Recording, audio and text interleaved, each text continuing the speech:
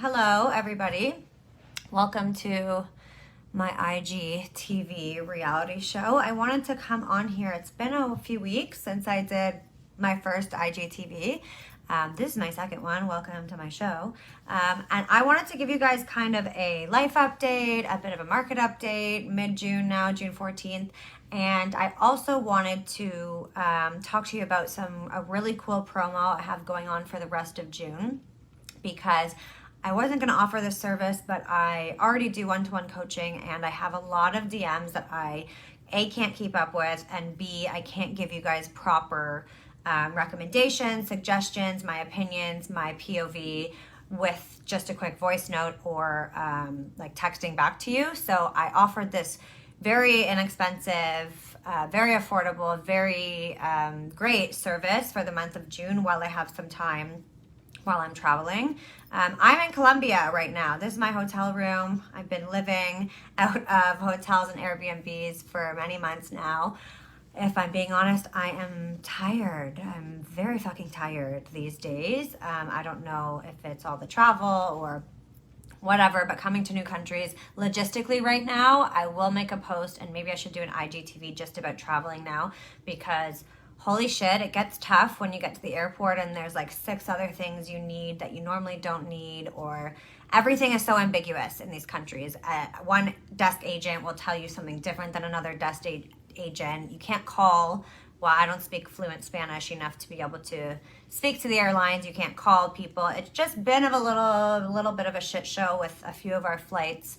One of them, and I will post about this, told us that we could bring my bag but not Sebastian's golf clubs. We paid for our tickets and our bags together, but his clubs had to stay. So obviously we couldn't leave the clubs just in the airport. So we missed our flights because they would let us go and my bag, but not his clubs. And I wasn't sure if it was a weight issue or they don't explain it to us. And then the next airport we went to, we were there too early. So they wouldn't let us in and we all had to sit outside. There was like hundreds of Colombian people, expats. Because we were there too early, they wouldn't let us into the airport. So it's been a bit of a disaster, hundreds of thousands of dollars of flights down the drain, and all of it like not in our control. So traveling right now sometimes looks beautiful on the outside, and it is beautiful. I'm having an amazing time, but it's not as easy as it looks on the outside, and I want to share the reality with you, as well as my pool parties in Tulum, which I did not get in that pool, by the way.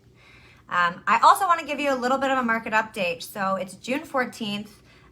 Let's talk about crypto. In my May market update, if you took it, by the way, if you take my market updates, like those of you who took my May market update, I talked about AMC on that market update, and I have myself included, that were watching that bought at $32 and sold next day, 2 days later at $57. So you do the math, that's almost double in like a day and a half or 2 days. So if you think that my market updates and my classes and whatever aren't giving you great information and insight, they are, and they're there for you. That's why I record them and do them.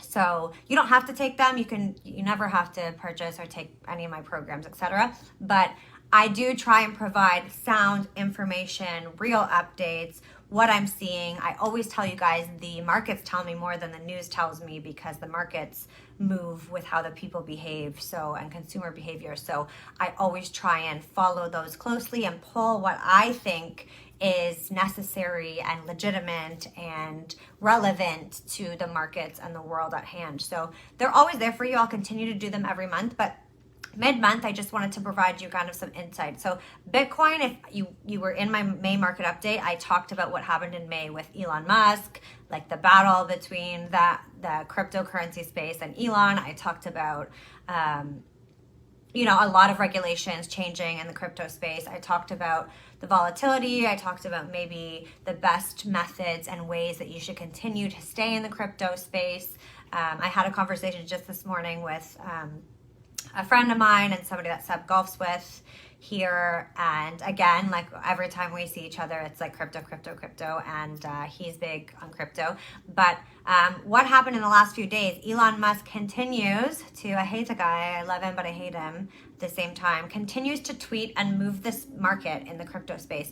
So he tweeted that, yes, now, after he said Bitcoin would not be accepted because of clean energy reasons, whatever, that Tesla would not accept Bitcoin. Now he says that with new revelations and how they're going to mine cryptocurrency, that if it's done with clean energy, like they're trying to shift it to, that Tesla would now resume transactions with Bitcoin and cryptocurrency. So on that news, Bitcoin went up 14%. Like, this stuff happens in a matter of days, guys. This guy moves the market like Donald Trump used to, just one tweet. And I don't know if it's exactly market manipulation. I talked about this in my May market update. But anyways, this happened where he tweets again that if crypto is mined with clean energy, then he will back it, and Tesla would back it. And on that news, the crypto and Bitcoin percent skyrocketed again. I say skyrocket, but it's 14%. So El Salvador also made some big news, and I was talking about this morning. They're working to pass a bill, guys, that would make Bitcoin their legal tender. So not USD, not any peso or any other tender. Bitcoin would be El Salvador's legal tender in the country. So if that bill passes, that would mean it would be the first Central American nation and the first in the world to formally accept crypto as legal money, legal tender, legal currency. So you could, there's a video that somebody bought tacos with Bitcoin the other day in El Salvador. So if that happens, then I think you'll see a huge shift in Central America, in some of these countries where money gets sent back to them, that they can kind of cut the middleman, cut the big bank, and create and save and start to build foundations with cryptocurrency, which may shift, the whole world, especially down here in these countries like Colombia, El Salvador, whichever. You might see a big shift in the future, I think in my lifetime. So again, the Tanzanian president, so in Africa, just today actually, the Tanzanian president was urging his central bank and the central bank to prepare for crypto, prepare for Bitcoin, start setting up these regulatory bodies and ensuring that, we're prepared in even Africa to start accepting Bitcoin and crypto as legal tender. So a lot of movement, even though the regs are cracking down in China, etc., in the crypto space, there's a lot of movement in a good way if you are invested and you do believe in the future of cryptocurrency, which I do, notwithstanding the stock market. That's my baby and my safe space. But, cryptocurrency is another whole space that our generation will watch flourish and grow like almost the internet did for our older generations. So another funny thing about cryptocurrency, David Guetta, I don't know if you guys know him, but he put up his mansion in Miami for sale. I think it's $14.5 million, and he's accepting Bitcoin and cryptocurrency as payment for the $14 million home. So for those of you who are Dogecoin rich, if you feel like buying David Guetta's home, you can do so with your cryptocurrency or with your Bitcoin. So that's another interesting thing. What else is happening here? Cuba is suspending the use of US dollars in their country right now due to embargo restrictions with US and foreign banks. So that's something that's a little bit interesting. So if you're in Cuba, they are suspending. The relations between Cuba and the US have never been positive, as you guys know. So this isn't really a surprise, but to suspend the dollar, that's news. That's something that I wanted to point out.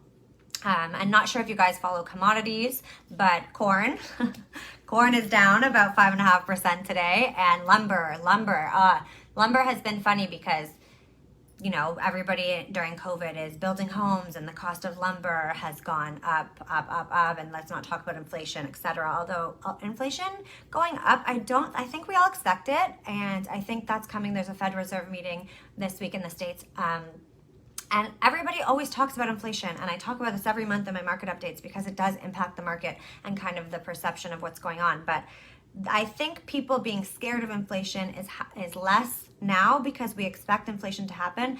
And on average, inflation goes up between 1.8 and 2.2, 2.1, 2.2% every year. It's actually been lower than 2% in the last several years. So if it does go above 2% and we're seeing high inflation this year because of what happened last year, I don't think that we should all be pressing the panic button and, moving our life savings around and making all these changes because one year we see inflation go up. I think, in my personal opinion, everything happens. If your home value goes down significantly in a year or goes up significantly in a year, like these things are outliers, right? So if the markets and inflation has been under 2% the last several years, then going up a little higher, like, oh my God, what's the big deal? To me, I think it shouldn't really be a big surprise to everybody, and we shouldn't treat it as such. So that's my little whatever on inflation and what we should expect. But AMC, I talked about AMC. It's up another 15% today, June 14th. I saw when I looked before I recorded this, it's up another 15%. It went to in the 60s last week, and then it went down a little bit in the 50s. Now I think it sits about 56, 57. But like I said, when I recorded my market update 2 weeks ago, it was in the $20s, $30 range to purchase. So yes, a great volatile sector. It's again that Reddit Wall Street Bets phenomenon that I talked about a lot this month, because I do think it's like a really, interesting, to say the least, to follow and to watch and to monitor and to understand these investors, because these investors do not give a shit about company financials or fundamentals or all the things they teach you to look for when picking stocks and picking winners, which I still believe you need to look for, balance sheets, whatever, that I will record one day soon. I will record that class. But all the things that you should be looking for when picking stocks to invest in and companies and great value and to find valuations. These Reddit and Wall Street Bets investors don't give a shit about that stuff, which is such a phenomenon, and it's so interesting to me because they're just trying to squeeze those big companies who are shorting these stocks. So I find it fascinating. I'm following it. I dabble a little in the space, make my trades and my money where I need to. But would I put my entire life savings into this space? Like, personally, not financial advice, hashtag, I wouldn't, but I think it's really fun to follow along, and there are opportunities to be made, whether you're looking crypto, Reddit, whatever, value, growth, whatever you're looking at, there are always opportunities in these markets to make money. So again, as I always say, if you are not investing, something is wrong, because you are missing out constantly on opportunities. I went over every index that exists. I went over in the States what they were all year to date in my May market update, and they're higher than that, and it's only been 2 more weeks. So June doesn't perform the best of all the months in the year. It's like second to September and kind of the worst performing, but worst performing is still better than money sitting in your savings account, is it not? Like, I can't stress that enough for you. So other Reddit stocks today, BlackBerry wasn't doing so hot. It's down 6% today. So pumping just today, I saw AMC up 15%. These are all squeezes. These are all Reddits. I saw you can post an ice cream on a tweet, and all of a sudden GameStop is up 100% for the day. So this is all crazy, wild world, but I follow it. I love to watch it. I love to be involved. We are seeing, I think I read this week that record numbers after Memorial Day, record number of travel and bookings, and the markets are staying steady. They're not letting me down. They're not letting most people down. Everybody is talking extreme, like we're going to see another crash and et cetera, et cetera. Just pay attention. And like I said in my last IGTV, if there is a crash, guys, there's been many crashes, and every single time we have recovered. Every goddamn time in history, the stock market has recovered from a crash. So everybody talking, yip-yapping in the news to scare you, and when there's nothing to talk about in June, because it's not a big month and now people are vacationing, people talk about crashes. They talk about everything that could go wrong because they have nothing else to talk about. I feel like the media in the last year really enjoys scaring people and terrifying people and causing people to panic and need lorazepam like me. But I really believe stay the course, as I always say. And that's kind of a mid-June slight market update for you. I'll do an end of June when I see what happens in the full month that you can purchase or watch on my website or whatever, my Kajabi school. And I want to talk about Canada for a second. And this doesn't have to do with the markets. Well, I guess what happens in Canada impacts the Canadian markets, etc. But I've been having lots of conversations with friends and family around this vaccine conversation, okay? And I realize that this is sensitive, and I realize some people might DM me saying, kill yourself, or whatever the mean things that they do actually say to me. I realize that people might not be happy with me even bringing this up, but this vaccine conversation is so divisive. I'm seeing in my own family and other families, I'm seeing whether or not you're getting vaccinated or what your opinion is on this divide families. I'm seeing it be the difference of we can see each other or we can't. Even if regulations loosen up and in Canada you're allowed to see each other, I see the opinions that people have dividing people now, personal choices. Whereas, in other years you didn't ask friends and family, do you have the flu shot? Do you have did you get your Hep A as a child? Show me your little passport that you got your baby shots or whatever. I understand that coronavirus is a different breed and that people have died and that it turned into a global pandemic that we needed to get under control. I am not saying that it's not an issue, that we shouldn't be mindful of it. What I'm saying is I'm watching this, again, phenomenon that was this world and social kind of, experiment, whatever happened, where masks are a thing, masks aren't. I see the Fauci emails. I see, the ex-Pfizer VP saying that the vaccine will cause damage to 1 in X amount of people. I see, mothers having miscarriages after the vaccine. But then I see the vaccine working in some places where now they're open and cases are going down. So personally, I am overwhelmed. I am confused.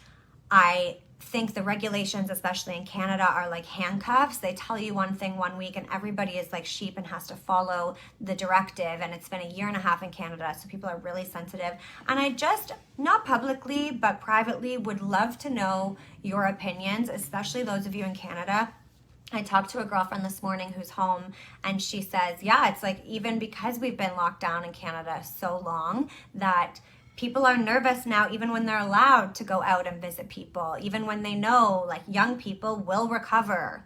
Young people are more, the Pfizer, the ex-VP of Pfizer said that young people especially are not at risk of death from COVID, like the older generations or people with autoimmune diseases. So they're more at risk to get this vaccine than they are to actually get COVID and have a full recovery. So I don't really know why some people are, I guess the media, fear can do crazy things to people, but I encourage you all, whatever your stance is, to be mindful of how other people might have a different opinion of you, somebody who is anti-vax. You don't need to push that on other people. Some people that are pro-vax, you don't need to push that on other people. Your family, your home, your space, you make your own rules. But try and remember that we didn't ask each other if you had a flu shot, if you had your Hep shot before. We didn't make judgments on people and what they did to their bodies, whether it was pro-life or pro-vaccine, or we never sat around the dinner table and pointed fingers at each other before about what their personal choices are. So I find it really, really interesting that as a society, and I find especially in Canada, that people, I know everyone's extra sensitive right now, myself included.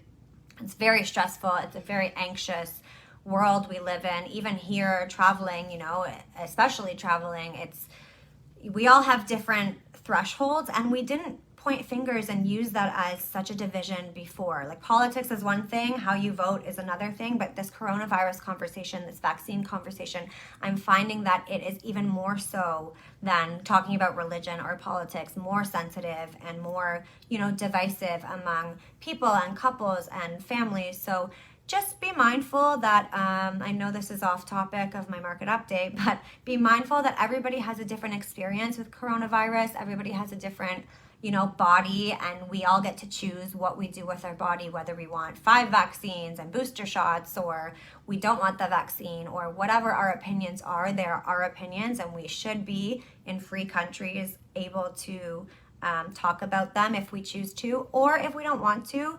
I just think check your judgment at the door, because everybody's experience and bodies are different. Like, for example, I'm celiac, and I had my wisdom teeth taken out, and now I'm numb in a whole half of my tongue and mouth, and that's not supposed to happen to anybody. I had eye surgery done. I had to get it redone 3 times by, the co-founder of LASIK MD, because they fucked up my eyes the first time, and that's never supposed to happen. So they say things aren't supposed to happen with the vaccine or with COVID or whatever, and I'm fortunate to have tested negative all the times I've had my COVID test. But I just encourage you guys all to be mindful that you don't know other people's body, you don't know other people's stories or situation, and be gentle when you're talking about this topic with people, because I think it's really important to choose kindness and be mindful about this is touchy for everybody, and everybody is different. So I would like to know your opinions in Canada. I know some people post heavy, like, yes, get vaccinated, heavy, do not get vaccinated. I like to look at everything, same as I do with my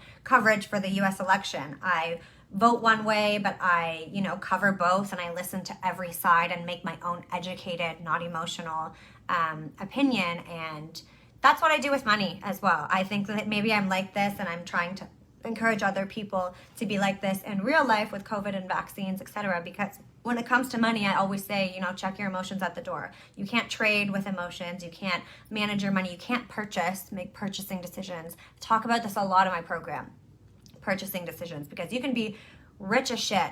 You can be making $600K a year, $1 million a year, 200, whatever you're making a year. And if your purchasing decisions and your spending decisions are poor, and that relationship is not in a good place, you may not be wealthy. You may just be outspending and out purchasing, and you really have to work through all that stuff. So with money, with life, with everything, there's a lot where you need to work through that trauma, those issues, those emotions, check them at the door when dealing with these situations, because just like in you and I and whatever, our financial situations are different, so don't compare them. Our bodies are different, so don't compare them. Our vaccine opinions are different, so don't compare them. So I don't know what I'm saying here anymore, but welcome to my reality show. Now we're talking about COVID.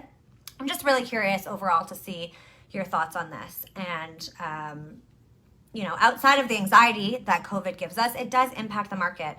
And like I said at the beginning of this video, I talked about how a lot of you, I have a lot, still I haven't answered. I'm sorry, I'll get to them, I promise. I have a lot of you send me like a quick picture of something. Hey, what do you think of these mutual funds in relation to whatever? Or, all the women that have purchased my program, and I welcome new students this week. I should probably boost them and promote them more, but my program is always there for you. My 10-module program is, like I always say, there for you if you need it. It's to guide you from, everything from money, mindset that I talked to you about, purchasing decisions, everything to investing. And there's 6 modules on investing. So a lot of the students that take the program, they send me quick things. If you bought my program and you spent the time and the money to go through it, I am always here for you. I will always answer your questions. Nothing is ever too much. It may not be overnight, but I will always do my best to support you, because you are my actual students. You're the students that have taken what I've done already. So you know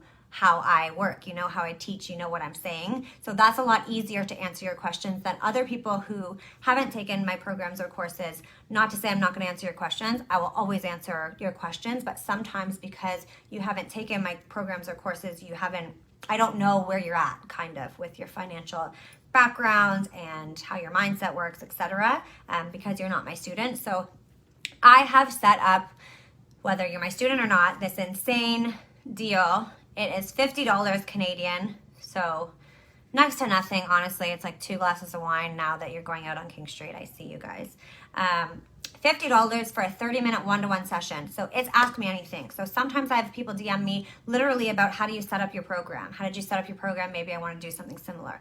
Or I have somebody message me, hey, I know you did Airbnbs. I'm thinking about doing Airbnbs. Can we talk about the setup and the process and back end a little bit more? I know you ran some of those. Some people say, hey, I'm thinking about purchasing real estate. What are your experiences? What about in Toronto? What do you think? Do you think this?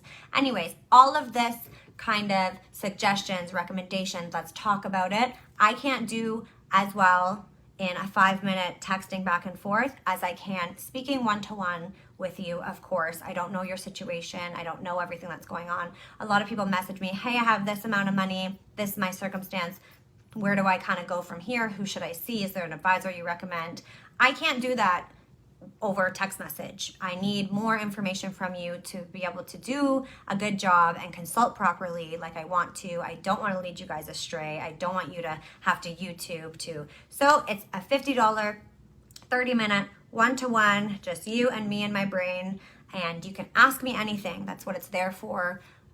Anything you want, whether it's about education, it's about career planning, business. I had one client recently who I gave an idea of to expand to a student network because she was already having interns as well, and now she could set up a program for students that she can charge for and start to monetize rather than giving everything away and having these intern programs. She's already done the work. So whether it's business, you know, at the investment bank, what we do for a living is we build businesses. We raise money, we build businesses. So although all your businesses aren't raising $10 million, and that's not what we're advising for, or I'm advising for, I am well equipped to help you to scale and grow and talk you through monetizing your side hustles and business.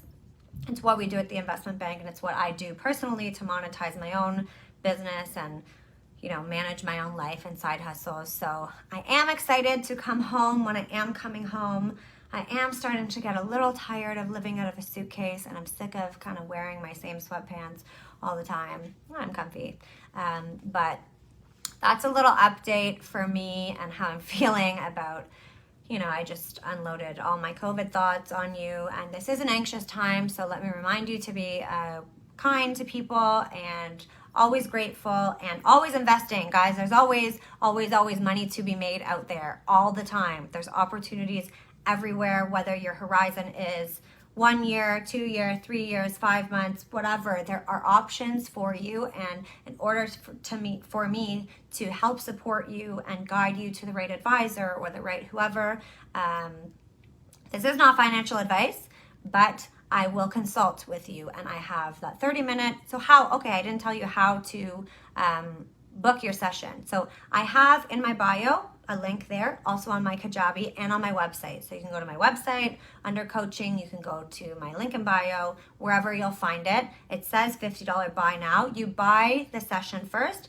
It will prompt you to a calendar where you can pick your date and time where we have our session. You will get a Zoom link where you and I will have our hot date on Zoom, and then we'll have our 30-minute session. I will have, when you schedule your date, a few questions for you to answer what we're gonna chat about, just so that I can be prepared and I'm not wasting time on our session asking you those questions.